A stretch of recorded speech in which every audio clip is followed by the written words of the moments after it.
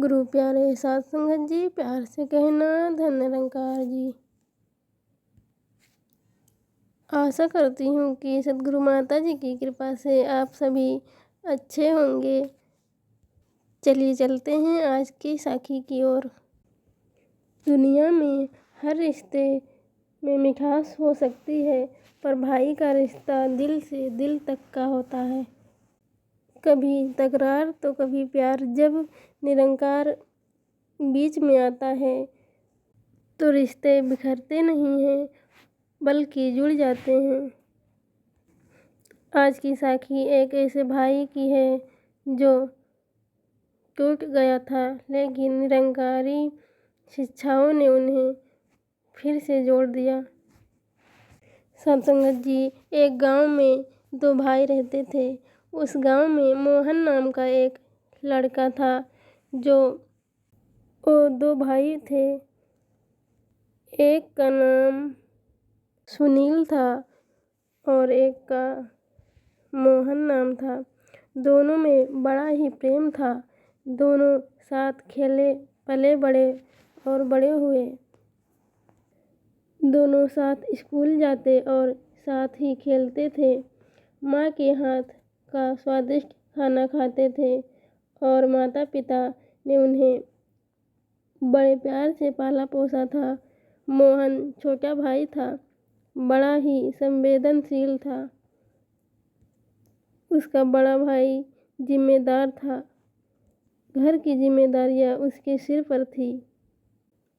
उसका भाई थोड़ा नासमझ था। एक दिन जब पिता बीमार पड़ते हैं, तब सारी जिम्मेदारी सुनील पर आ जाती है और घर का सारा काम और दवाई का सारा खर्चा उसके सर आ जाता है। मोहन पढ़ाई में अच्छा था, पर घर की स्थिति देखकर वह भी तनाव में आ जाता था। एक दिन उसके पिता की मृत्यु हो गई और माँ अकेली रह जाती है। दो भाइयों में मतभेद बढ़ने लगती है।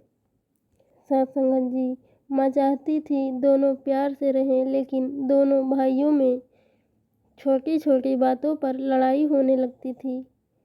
पैसों का हिसाब करना हो तो खेत में देखभाल करना हो तो दोनों में तकरार होती रहती थी।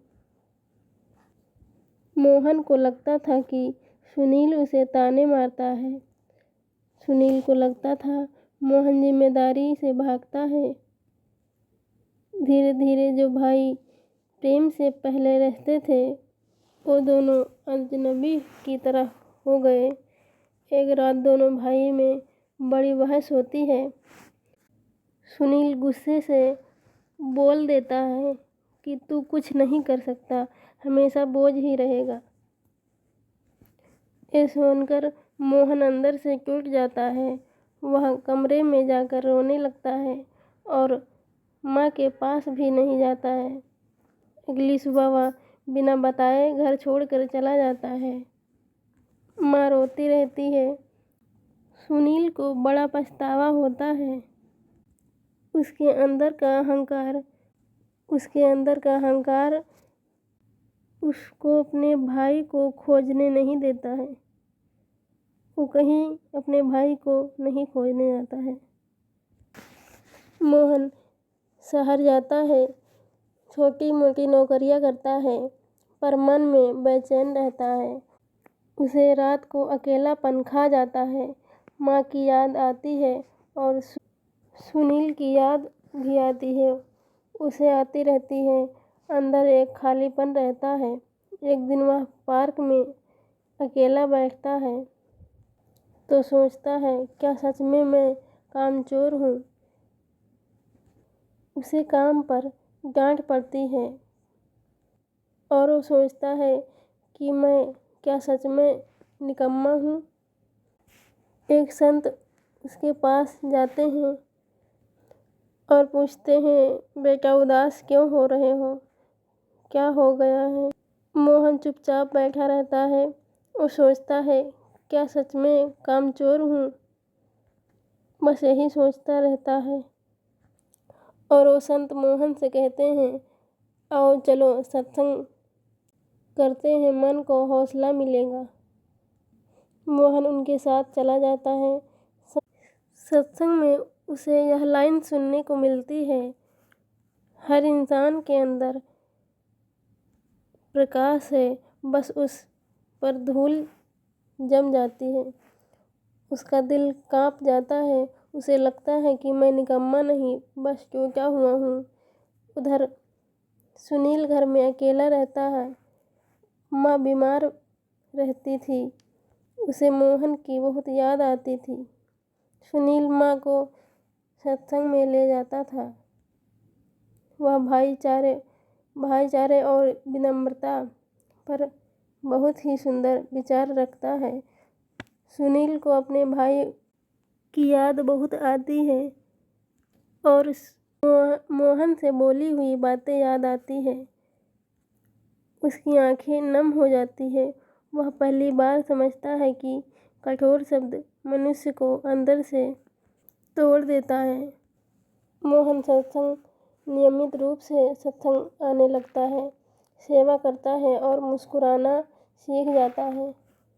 उसके मन की बोझ उतर जाती है। एक दिन ध्यान के दौरान उसे अपने बड़े भाई की छवि दिखाई देती है। उसकी आंखों से लगातार आंसू बहते हैं और अंदर से आवाज़ आती है, भाई को माफ़ कर दो, माँ तुम्हारी इंतज़ार कर रही है। मोहन अपने घर को लौटने का फैसला करता है। मोहन जब घर आता है तो उसे माँ देखकर रो पड़ती है। सुनील शर्मिंदा होकर दूर खड़ा रहता है। मोहन आगे बढ़ता है और कहता है, भैया मैं वापस आ गया। सुनील उसकी तरफ बिना कुछ कहे उसकी ओर दौड़ कर चला आता है और उसके गले लग जाता है।